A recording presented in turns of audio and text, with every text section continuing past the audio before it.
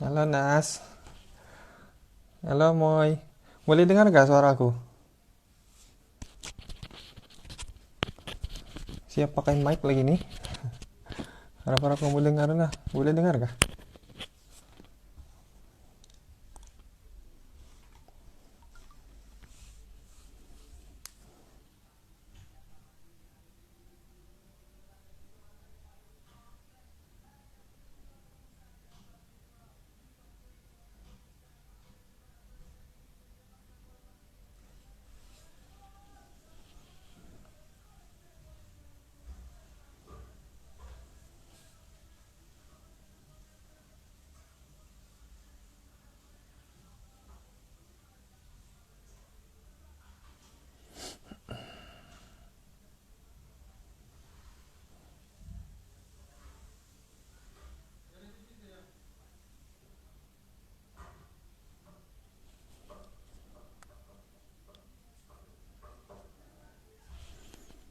Jelas, Tin.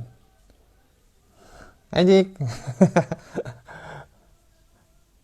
boleh dengar gak Jik suaraku?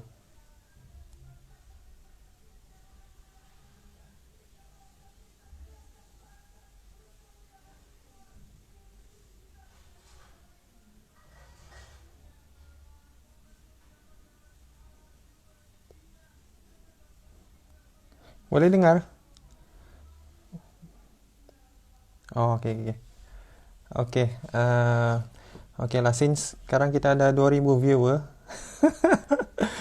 Oke, kita start saja lah kan, Nas, Jik. Actually hari ini saya mau share pasal kelas MMM, Millionaire Marketing Mystery, yang aku join apa nih? Aku join 3 hari, selama 3 hari tuh. Aduh, selama 3 hari. Jadi memang best lah, banyak sharing daripada Dr. Azizan. So yang orang-orang yang minat bisnis sih memang sepatutnya berguru dengan Dr. Azizan lah. Tapi actually banyak juga mentor-mentor yang kita boleh apa nih, banyak juga mentor-mentor yang kita boleh dapat dari di Malaysia nih. Banyak, actually banyak mentor yang bagus, tapi saya rekomen Dr. Azizan sebab dia one of the, apa orang bilang, dia modul yang company dia buat diiktiraf oleh dunia.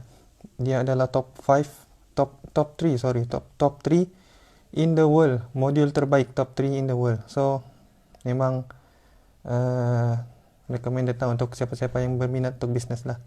Okay, so tanpa membuang masa, actually hari ini kami kena suruh buat sharing tentang apa-apa yang kami belajar daripada kelas selama 3 hari itu. So yalah. Welcome Amy dan Nazira.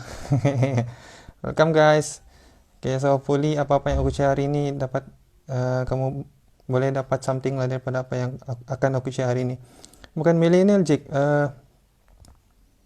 MMM, Marketing Millionaire Mystery. Millionaire Marketing Mystery. Millionaire Marketing Mystery. Okay.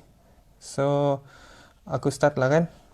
So actually aku yalah selama 3 hari kami belajar, actually sangat banyak pack. Satu hari tu dari pagi sampai malam, memang sangat banyak lah. So aku akan share mana-mana benda yang perlu sejalan dulu.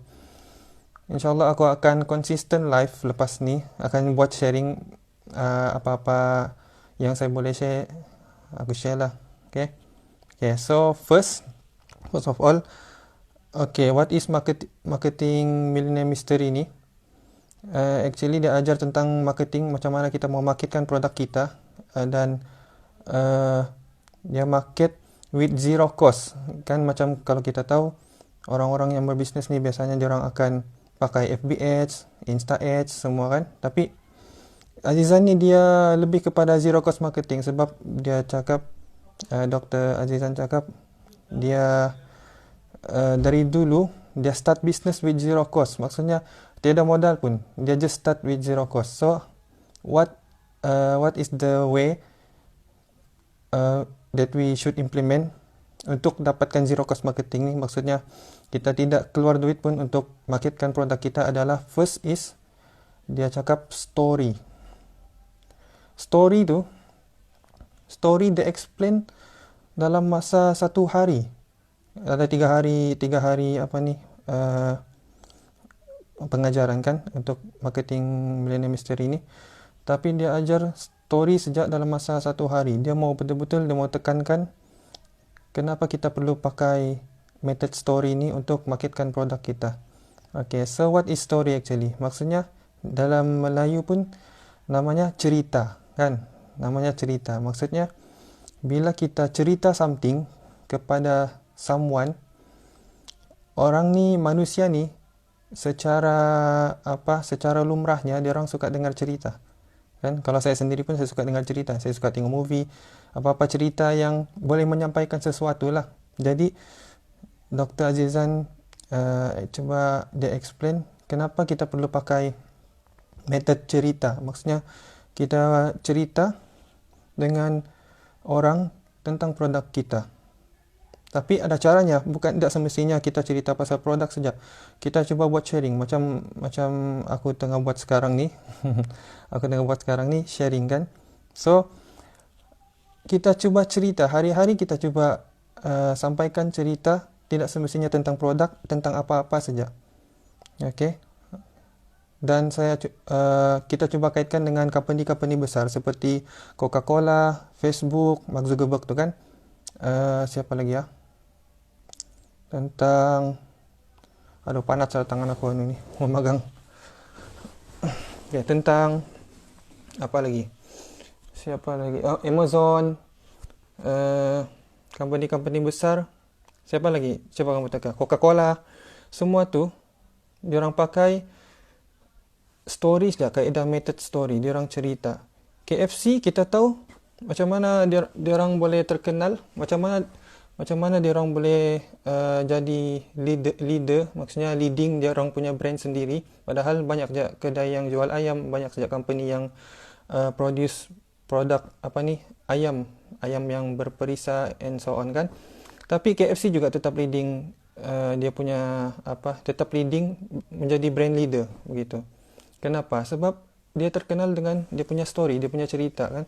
Kisah macam mana dia start KFC tu kan. Mula-mula orang tidak terima dia, dan sampai sekarang terbuktilah daripada apa yang dia usahakan selama ni, terbukti dia boleh berjaya. So story ni sangat-sangat penting, dan kaedah untuk kita sampaikan story tu pun ada caranya. Tapi salah satu yang saya boleh share adalah kita sampaikan kisah. Kita boleh sampaikan kisah tentang diri kita sendiri, macam mana kita start bisnes kita. Jangan tunggu berjaya baru kita mau share. Itu yang Dr. Azizan coba sampaikan lah. Jangan kita tunggu kita sudah berjaya dalam bisnes baru kita mau share pasal kita punya kisah. Tidak semestinya. Okay. Kita boleh juga cerita tentang kisah seseorang. Contoh kisah guru kita kah, kisah kawan kita kah, yang pernah dulu pernah sama-sama buat bisnes dengan kita, and then at the end kita ada ceritanya lah. Contoh kalau at the end kita tidak macam kamu dengan kawan kamu tidak serasi, begitu, itu juga boleh jadikan cerita yang boleh menarik perhatian orang. Dan sebaiknya story kamu tu kamu kena add value lah, maksudnya kena ada something yang bermanfaat untuk orang. So Dr. Azizan ni dalam 1 hari tu dia explain pasal cerita saja, pasal story. Kamu bayangkan lah, Jack Ma dia start business dia with zero modal, dan dia start dengan cerita saja. Dia kumpul kawan-kawan dia semua. Dia cerita tentang mission dia, tentang vision dan mission dia, apa dia mau buat sebenarnya. Apa jenis company yang dia cuba tubuhkan. Kalau kita tubuhkan company ni, macam mana dia boleh berjaya, macam mana dia boleh achieve. Dia cerita saja. Dia just cerita apa yang dia mau buat dan apa yang potensi company ni boleh capai. Tapi actually kalau ikut daripada kemampuan dia sendiri pun tidak tahu coding, tidak tahu buat website semua. Dia tidak tahu langsung. Dia just cari orang yang pandai buat coding, pandai buat website, pandai buat apa-apa yang untuk upgrade website ni lah. Alibaba ni kan dia langsung tidak tahu pasal IT, tapi kawan-kawan dia, partner dia tahu, dan dia cuba collaborate dengan kawan-kawan dia. Dia just sumbangkan idea saja, dia just sumbangkan idea. Dia mau cipta website yang macam mana, website yang begini, okey, kawan dia yang tolong buatkan. And then until now, boleh tengok kan sampai mana sudah dia punya level. Bermula dari cerita saja, walaupun actually dia start meeting dengan kawan-kawan dia, banyak kawan-kawan dia reject lah, daripada berbelas orang kah, dan tinggal 2-3 orang saja yang dengan dia time tu. Bayangkan, itulah kekuatan cerita sebenarnya. So kita kena start bisnes kita, walaupun tak kisahlah kita ni baru start kah ataupun sudah lama start, tapi tidak improvement. Dari cerita lah kita boleh improve kita punya produk. Sebab daripada cerita, branding kita boleh dinaikkan. Maksudnya, bila orang selalu dengar pasal kita, dan bila orang tahu apa brand yang kita jual, dari sanalah kita akan macam mana? Dari sana value brand kita tu akan naik, sebab orang sudah kenal dengan kita. Kita ni suka buat sharing, dan di situ juga trust customer akan naik. So semuanya bermula dari cerita, story. Banyak doktor share yang sangat-sangat best. Macam dia cuba, apa yang dia cuba sampaikan sebenarnya, benda yang kita tidak percaya boleh capai, kita boleh capai sebenarnya. Macam sekarang ni, tengah PKP ni, bayangkan kebanyakan bisnes-bisnes yang besar yang sudah capai almost the highest lah kan, boleh jatuh dalam sesaat saja. Bayangkan bisnes yang gara-gara COVID-19 ini, sejak gara-gara economic issue ni, kebanyakan bisnes besar jatuh macam tu saja, tutup terus. Dan itu kebanyakan bisnes yang jatuh tu pun sebenarnya mereka tidak apply dengan, ataupun mereka tidak fleksibel. Maksudnya diorang tidak jadi adaptable dengan situasi semasa lah. Apa yang Dr. Azizan cuba sampaikan is, kita kena tukar metod kita. Kalau contoh, sebelum sebelum isu COVID ni, bisnes kita dulu macam ni. So kita kena ikut metod yang sesuai dengan kita punya situasi. Sebagai contoh lah kan, sebagai contoh macam mana, okey, kamu buat restoran tapi sekarang restoran tidak boleh buka sudah, dan boleh buka tapi just boleh take away kan. So macam mana kamu mau tingkatkan sales kamu ataupun kekalkan sales kamu seperti yang sebelum ni? Caranya is, biasanya sales akan naik bila ramai customer datang makan di tempat kita kan. Tapi sekarang ni diorang buat cara take away. So dengan cara take away tu, kita boleh buat satu produk. Restoran boleh buat banyak kan jenis makanan, boleh buat ayam goreng, daging ke apa-apa jenis makanan lah yang diorang boleh buat. Kita cuba apply sistem agent dengan stokis macam tu. Sebab daripada sana kita boleh tambah lagi kita punya sales lah. Kita tidak boleh terlalu mengharap orang datang dan makan di tempat kita dalam situasi sekarang ni. So itu adalah salah satu cara untuk kita cuba jadi satu bisnes yang adaptable. Bila hadapi situasi macam ni, kita cuba tukar. Hadapi situasi begini, situasi A, situasi B, kita cuba jadi adaptable dengan situasi tersebut macam tu. So itu salah satulah story. Dan apa yang ditekankan juga, macam mana kita mau capai sales yang kita sudah tetapkan is, kita cuba letak goal kita. kita coba letak goal, berapa kita mau capai dalam masa setahun. Itu antara yang membuka mata saya lah. Walaupun sebenarnya macam aku sendiri, aku buat bisnes, aku tidak aku tidak tahu pun actually berapa dalam masa setahun tu aku mau capai. Dan doktor tegur time tu, berapa kita perlu capai, kita kena tulis. Tidak boleh just, okay, saya mau capai 1 juta dalam semasa setahun, okay, macam tu saja. Tidak tindakan. Jadi kita kena tulis. Okay, so ini, okay, apa yang aku akan share ni adalah salah satu poin yang sangat-sangat penting. Kalau kita implement memang akan jadi insyaAllah, which is magic number. Nama dia magic number. Okay, macam mana magic number tu aku akan explain secara simple sajalah. Magic number ni dalam masa setahun, coba kira dalam masa setahun kamu target berapa. Kamu target dalam masa setahun kamu target 1 juta. Okay, dalam masa setahun kamu target 1 juta. Kamu bahagi berapa bulan dalam masa setahun tu, which is 2 bulan kan? 2 bulan, 12 bulan. Okay, so kamu target lah dalam masa setahun tu 1 juta bahagi 12. Jadi dalam masa sebulan berapa yang kamu perlu capai. Okay, dalam masa sebulan berapa? Coba kamu kira dalam masa sebulan.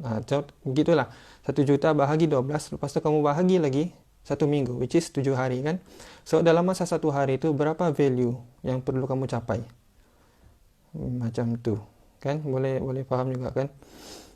Aku tidak bawa aku pakai tangan saya ni bikin stand di phone ni, jadi susah sikit aku mau buat kiraan. Tapi memang lebih kurang macam tu lah. Kena ada goals. Kalau tiada goals, kita tidak semangat mau capai, ataupun kita akan jadi tidak konsisten sebab kita tidak tahu apa kita mau capai sebenarnya. So itu yang dia share lah. Aku ni pun tengah dalam proses pembelajaran jugalah insyaAllah. So cakap ni itu sajalah yang saya boleh share untuk malam ni. Mungkin kamu ada apa-apa soalan, yang tengah menonton ni ada apa-apa soalan, insyaAllah saya cuba jawab.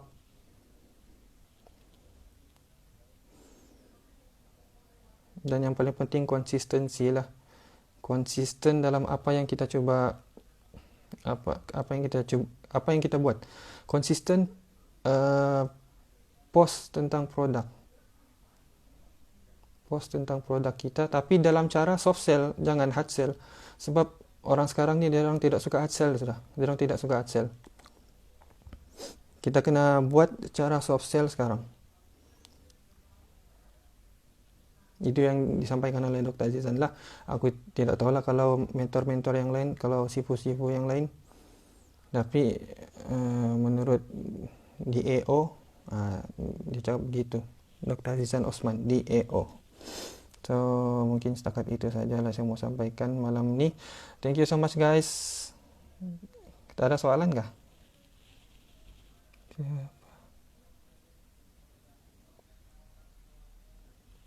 Okay, nampaknya macam tidak ada soalan juga lah kan.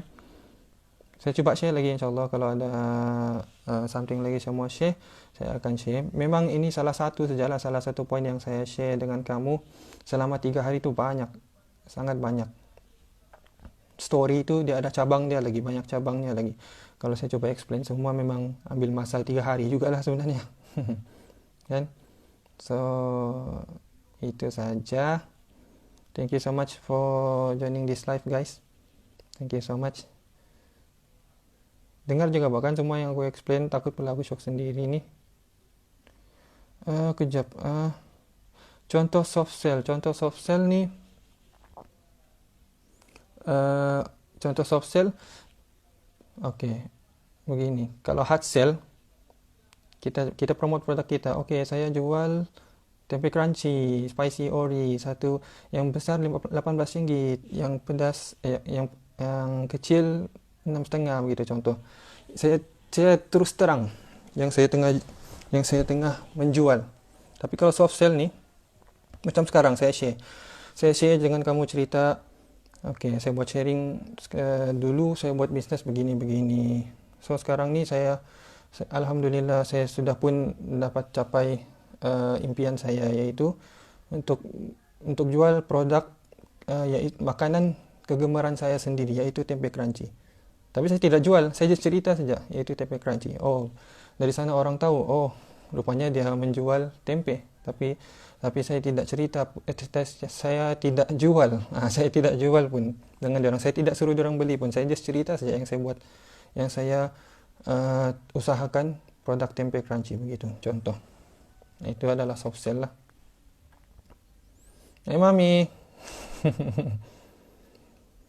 So, satu lagu. Apa satu lagu nih? Aku sudah pencen sudah aku. Oke. Apa lagi ya?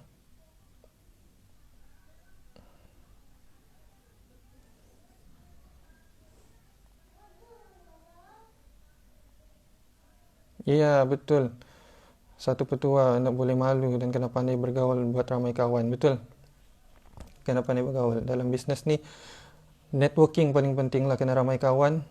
Kalau ada kawan-kawan yang berpotensi untuk bagi value dengan produk kita, lagi bagus. Kawan-kawan yang lagi-lagi kawan-kawan yang memang sudah lama dalam bidang perniagaan kan. Kita kena jaga kita punya circle lah. Kalau orang bisnes ni kena jaga circle dia. Sebab once circle kita negatif juga kita akan jadi. Kita kena jaga circle itu saja.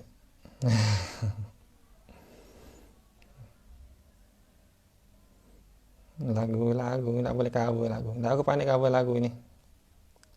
Tak pandai menyanyi aku ini. So, itu sajalah guys. Oh, jap, sorry ya. Aku ni tak biasa betul mau tengok komen-komen. Mana lagi bagus, promote barang di FB atau IG? Dia depends. Promote barang di FB atau IG. Dia tengok kekuatan kamu di mana. Kalau macam followers kamu lagi ramai dekat IG, kamu promote dekat IG. Tapi kalau boleh FB lah, sebab bilangan pengguna FB adalah lebih ramai, jauh lebih ramai daripada IG. 25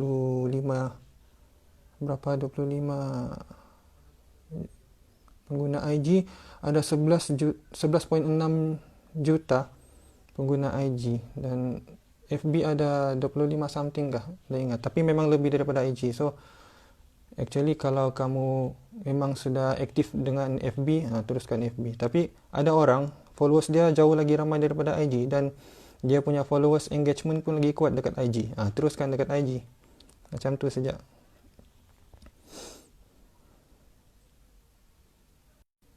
Dengar bahkan dia juga kabur-kabur kan. Tanpa laju aku bercakap ni. Iya betul Bang Syafiq. Betul. Soft sell sekarang orang tidak suka hard sell. Tidak suka menjual.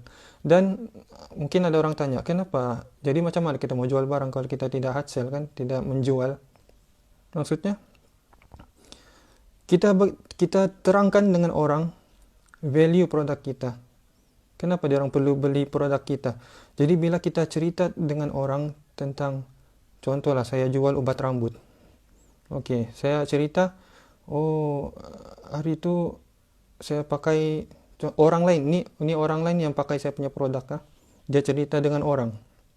Dia pakai produk aku contoh, dan abang pun tengok juga.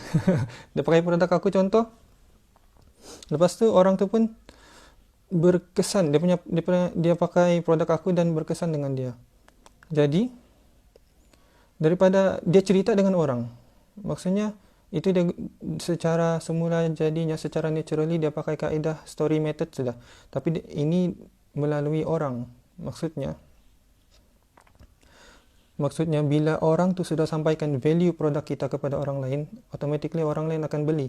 Kita tak perlu pun promote yang, kita tak perlu pun bagi tahu fakta tentang produk kita. Produk kita ni sebenarnya boleh membantu ini, membantu itu. Sebab orang akan lagi macam annoying dengan kita. Sorry ya, aku coba sampaikan mana yang aku boleh saja ni. Sebab ya saya pun dalam proses pembelajaran juga kan. Alamak lah ya. Hai Lea, ayah bang. Itulah dapat keluar-keluar bilik nih Lea. Dari tadi anu saja nih. Memikir apa mau share. Oke guys. So, mungkin itu sajalah yang saya boleh share. Thank you so much kepada yang menonton. Insyaallah sebab kami kena bagi tas. Bukan kena bagi tas lah, kena bagi amanah. Setiap hari kena buat, bukan kena buat live lah, maksudnya setiap hari kena buat sharing. So insyaallah aku akan coba pikir apa lagi aku akan share dari hari ke hari, dan semoga apa-apa yang aku sampaikan itu bermanfaat untuk semua orang lah. Oke. Sorry kalau apa yang aku jelaskan itu kurang jelas. Mungkin kamu boleh DM aku lah kalau macam ada something yang kurang jelas tentang apa yang aku sampaikan tadi. Ya. Oke, thank you juga Emmy sudi join live. Oke. Itu saja daripada saya guys. Thank you so much. Sehingga kita jumpa lagi. Bye. Assalamualaikum. Selamat malam.